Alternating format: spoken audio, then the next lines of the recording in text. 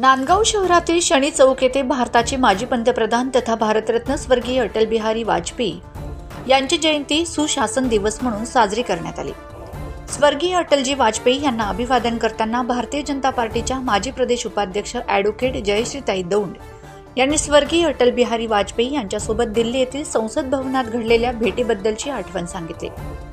सदर भारत देशाची माजी पंतप्रधान अटल बिहारी वाजपेयी यांच्या जयंतीच्या वेळी भारतीय जनता पार्टीचे जिल्हा सरचिटणीस संजय साणप, नांदगाव तालुका अध्यक्ष गणेश शिंदे, शहर अध्यक्ष राजाभाऊ बनकर, सोमनाथ घुंगाणे, सतीश शिंदे, मनोज शर्मा, बाबाजी शिरसाट, ॲडव्होकेट BR चौधरी, संजय पटेल, महिला मोर्चा शहर अध्यक्ष Annapurna Joshi, Tara Sharma, advocate Umesh Sarode, doctor BK Aher, Kantilal Patel, Amol Chavan, Dhammavedi Bankar, Nandu Sharma, Rajendra Chaudhari, Devidas Shinde, Kajal Jadhav, Nandini Nile, Swati Jadhav, आकांक्षा रोकडे, वंश पटाईत, संजय सोनवणे आदी कार्यकर्ते व पदाधिकारी उपस्थित होते।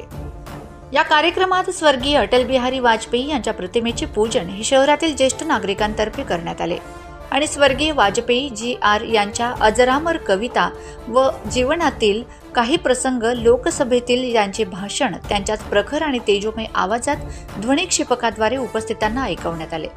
वंदे मातरम, अटलजी अमर रहेच्या घोषणा देण्यात आल्यात। सदर कार्यक्रमात सुशासन दिवस संयोजक ॲडव्होकेट जयश्रीताई दौंड आणि सहसंयोजक ॲडव्होकेट BR चौधरी यांनी सर्व उपस्थित पदाधिकारी, महिला आणि कार्यकर्ते यांचे आभार मानलेत। प्रश्नचिन्ह न्यूजसाठी मुक्ताराम बागुल, नांदगाव। मग आम्ही जेवणानंतर जेवण पटकन आटोपलं आणि तितक्यात अटलजी आले आणि बाजूला उभे राहिले। काही महिलांमध्ये वगैरे मिसळले आणि मी त्यावेळेला यांची माझं